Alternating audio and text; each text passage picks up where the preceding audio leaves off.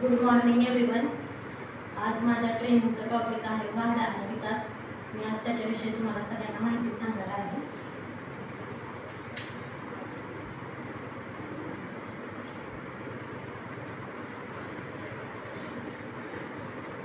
वाढ आणि विकास याच्यामध्ये मी तुम्हाला वाढ आणि विकास म्हणजे काय आणि त्याच्यासाठी आपण स्कूलमध्ये मुलांमध्ये काय ॲक्टिव्हिटी घेऊ शकतो जेणेकरून मुलांमध्ये वाढ आणि विकास घडून येईल. पहिला पॉईंट आहे आता वाढ म्हणजे काय तर शरीराच्या ठराविक भागामध्ये झालेल्या बदलाला वाढ म्हणतात. जसे की आपण पाहतो लहान मुलांचा जन्म झाल्यानंतर ना त्याचे हात पाय खूप छोटे असतात, नाजूक असतात आणि वयानुसार मग त्याचे हात पाय याच्यामध्ये वाढ होत जाते आणि त्याचे हात पाय वाढू लागतात. त्याच्यानंतरचा माझा दुसरा पॉईंट आहे त्याच्यामध्ये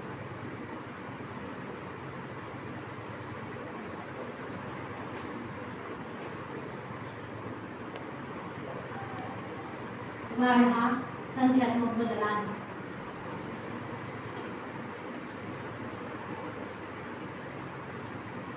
संख्यात्मक बदल म्हणजेच काय की अशी गोष्ट जी आपल्याला मोजता येते. फॉर एक्झाम्पल हाईट आणि वेट जे आपण दिवाळीच्या आधी मुलांमध्ये घेऊ शकतो आणि त्यांच्या हाईट आणि वेटमध्ये काय फरक आहे आणि त्याच्यानंतर दिवाळीनंतर अजून एकदा आपण हाईट वेट घेऊन त्याच्यामध्ये काय बदल झालेला आहे हे आपण रेकॉर्ड करू शकतो.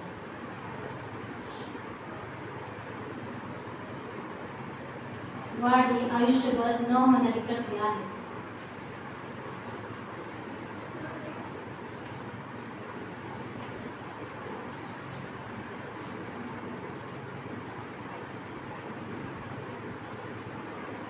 वाढीसाठी एक वयोमर्यादा ठरलेली आहे. सगळेच लोक इलेक्ट्रॉनिक गॅजेट म्हणजेच मोबाईल, कम्प्युटर, TV याच्यासमोर तासनतास वेळ घालवतात. त्याच्यामुळे कुठे ना कुठे आजची पिढी ही मैदानी खेळापासून लांब राहिलेली आहे. त्यांच्या उंचीमध्ये हवी तेवढी वाढ झालेली नसते व वजनामध्ये स्थूलपणा आलेला असतो. त्यासाठी आपण स्कूलमध्ये वेगवेगळ्या ॲक्टिव्हिटी घेऊन मुलांच्या वाढीला प्रोत्साहन देऊ शकतो. जसे की walking, jumping, running, skipping, cycling, obstacle course अशा वेगवेगळ्या गेम किंवा ॲक्टिव्हिटी घेऊन आपण मुलांच्या वाढीसाठी प्रोत्साहन देऊ शकतो. माझा चौथा पॉईंट आहे प्रत्येक वेळी प्रगतशील असेलच असे नाही.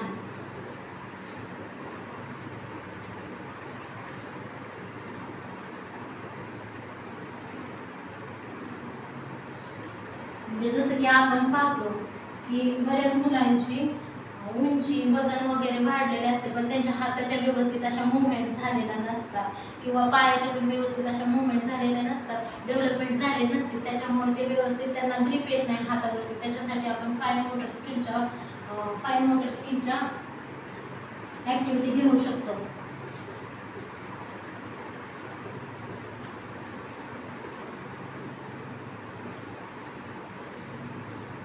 Fine motor skill म्हणजे large amount of hands used in activities commonly painting, drawing, coloring, squeezing, sponging, etc.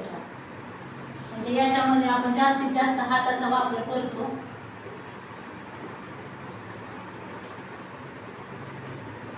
जेणेकरून हाताची डेव्हलपमेंट होते.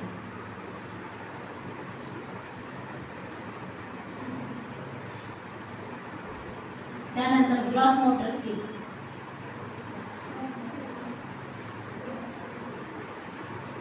ग्रॉस मोटर स्किल पॉइंट आहे gross motor skill.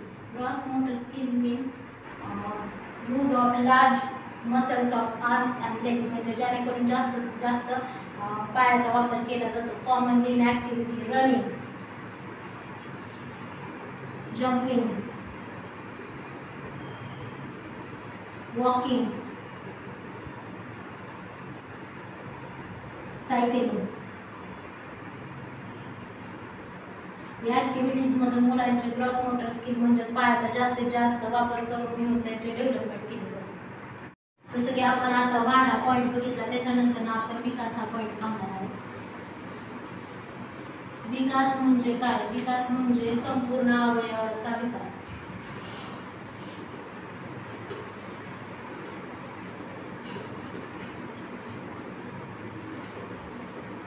For example मेंदू, हात, पाय,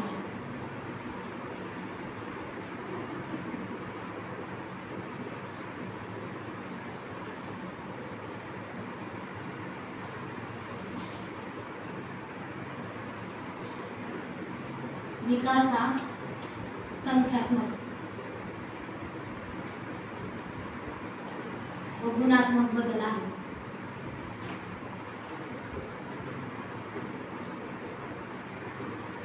विकास हा संख्यात्मक गुणात्मक बदल आहे. या बदलामध्ये आपल्या त्यांच्यात विकास घडवून आणण्यासाठी आपण वेगवेगळी कौशल्य वापरून त्यांची स्मरणशक्ती वाढवू शकतो. जसे की आपल्याला आता शेप वगैरे शिकवायचे आहेत, मुलांच्या लक्षात येत नाही, मग आपण सर्कल शेप शिकवायचा असेल तर वेगवेगळ्या वस्तू आणून जसे की बॉल, रिंग अशा काही वस्तू दाखवून त्यांना ते स्मरणशक्ती त्यांची वाढवू शकतो. क्रमाने होत जाणारी मालिका आहे.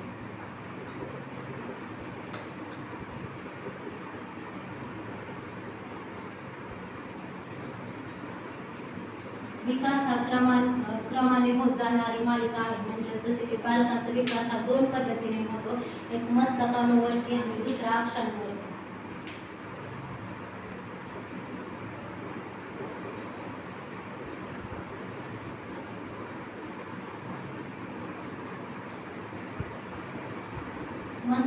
मस्तकानुवरती आणि अक्षांवरती याच्यामध्ये मुलांचा विकास हा डोक्यापासून ते मध्य भागापर्यंत होतो. म्हणजे जसं डोकं आणि मेंदू,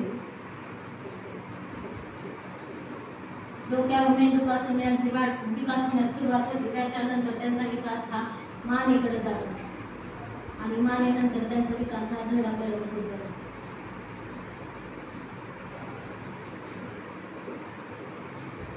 अक्षांवरती विकास म्हणजे मूळ बालकाचा विकास हा मध्य भागापासून ते बाह्य भागापर्यंत विकास होत जातो. म्हणजे जसेच की पाठीचा कणा, मुलांचा विकास हा पाठीच्या कण्यापासून सुरुवात होऊन बाह्य भाग म्हणजेच हात व पायामध्ये होत जातो.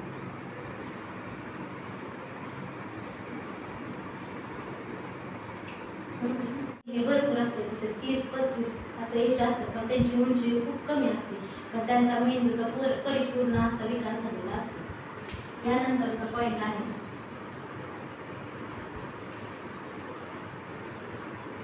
विकास हा जन्मापासून ते मृत्यूपर्यंत चालणारी प्रक्रिया आहे. विकास हा जन्मापासून ते मृत्यूपर्यंत चालणारी प्रक्रिया आहे. बाळ हे जन्माला येतं तेव्हापासून ते काही ना काही शिकतच असते, म्हणजे त्याच्याकडून काही ना काही कोणत्या ना कोणत्या प्रकारचा विकास होतच असतो. ही प्रक्रिया जन्मापासून ते आयुष्यभर चालणारी प्रक्रिया आहे. त्याच्यामध्ये आपण विकास करतच जातो, काही काही नवीन गोष्टी शिकतच जातो.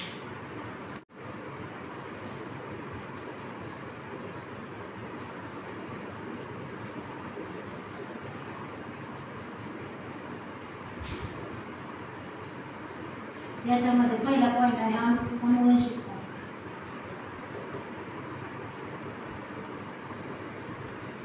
अनुवंशिकता म्हणजे जे गुण आपल्या आई वडिलांकडून किंवा रंग, उंची हे गुण आई वडिलांकडून येत असतात त्याला अनुवंशिकता असं म्हटलं जातं.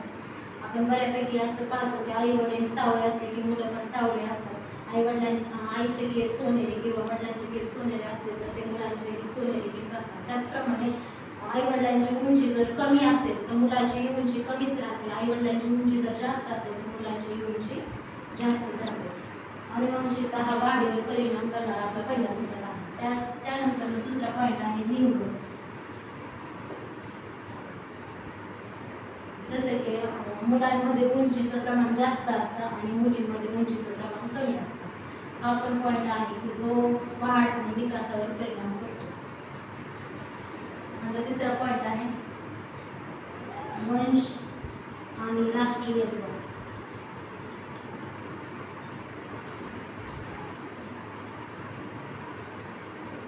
आपण जसे की बघतो की ऑस्ट्रेलियामधले लोक खूपच काळे असतात आणि अमेरिकेमध्ये खूपच गोरी असतात. हे वंश किंवा राष्ट्रीयत्वानुसार सुद्धा ते मुलांच्या वाढीवर विकासावर परिणाम करत असतात. मंगोलियनमधले लोकांपेक्षा अमेरिकेतील लोक उंचीला जास्त असतात. त्याच्याप्रमाणेच आपल्यामध्ये लोक काही उंचीला